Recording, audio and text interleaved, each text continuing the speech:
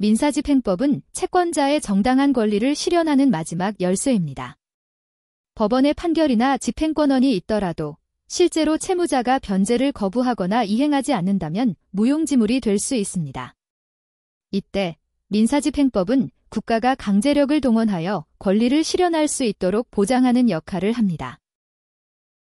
채권자는 정당한 권리를 행사할 수 있도록 보호받고 채무자는 부당한 피해를 입지 않도록 절차가 공정하게 운영되며 모든 사람은 법을 통해 권리를 회복할 수 있습니다.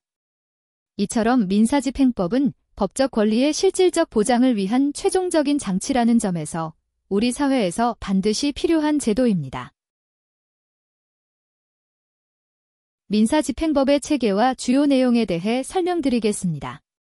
먼저 제1편 총칙에서는 민사집행법의 목적과 기본 원칙, 그리고 집행을 담당하는 기관, 집행관 및 법원 등에 대해 규정하고 있습니다.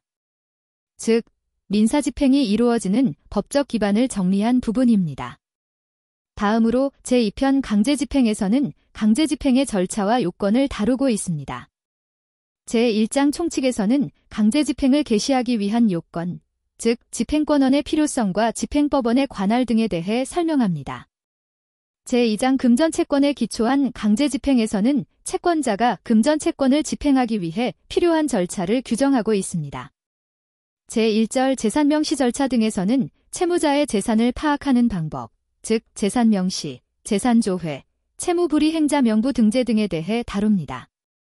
제2절 부동산에 대한 강제집행에서는 부동산 강제경매 및 강제관리 절차를 규정하고 있습니다.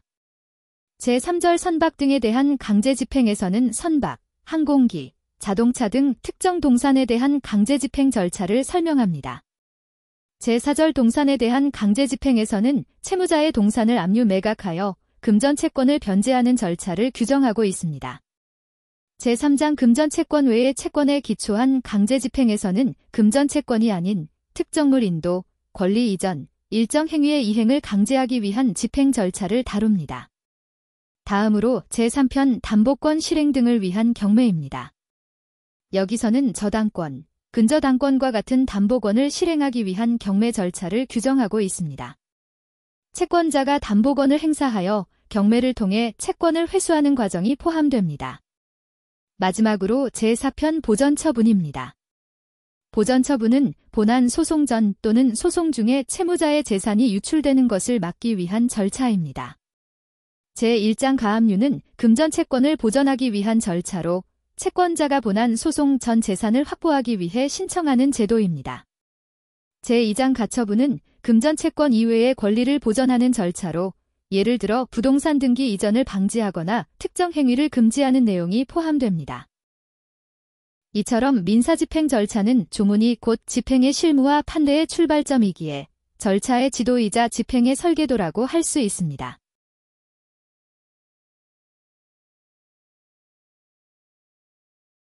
민지법 13번 문제입니다.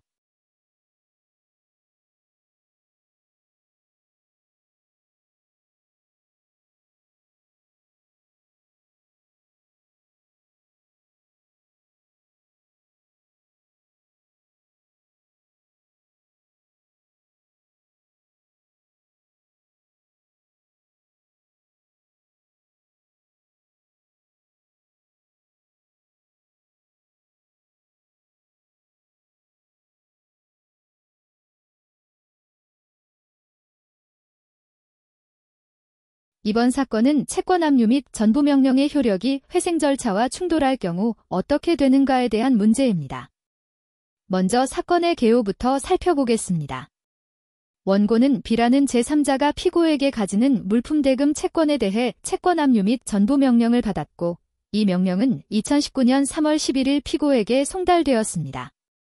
그런데 그 직전인 2019년 3월 8일 B는 법원으로부터 회생 절차와 함께 포괄적 금지 명령을 송달받아 그 효력이 발생하였습니다. 이후 회생 절차는 개시되었지만 회생 계획 인가가 실패되면서 결국 폐지 결정이 확정되었죠.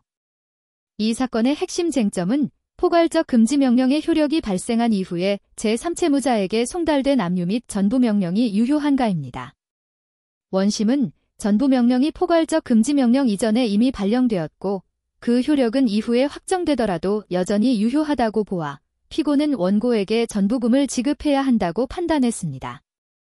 하지만 대법원의 판단은 달랐습니다.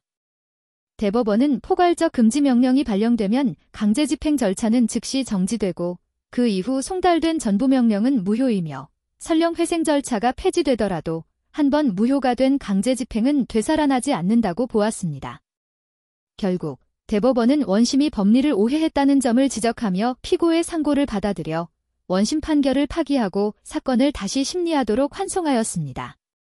채권압류나 전부명령이 이미 발령되었더라도 포괄적 금지명령이 먼저 효력을 갖게 되면 그 이후에 이루어지는 송달이나 집행행위는 무효가 됩니다. 또한 회생 절차가 폐지되었다고 하더라도 무효였던 강제집행이 유효로 되살아나지는 않습니다. 즉, 강제집행은 형식적 요건뿐만 아니라 법적 시점도 충족해야만 효력이 인정된다는 점을 분명히 보여주는 판례입니다. 오늘도 시청해주셔서 감사드립니다.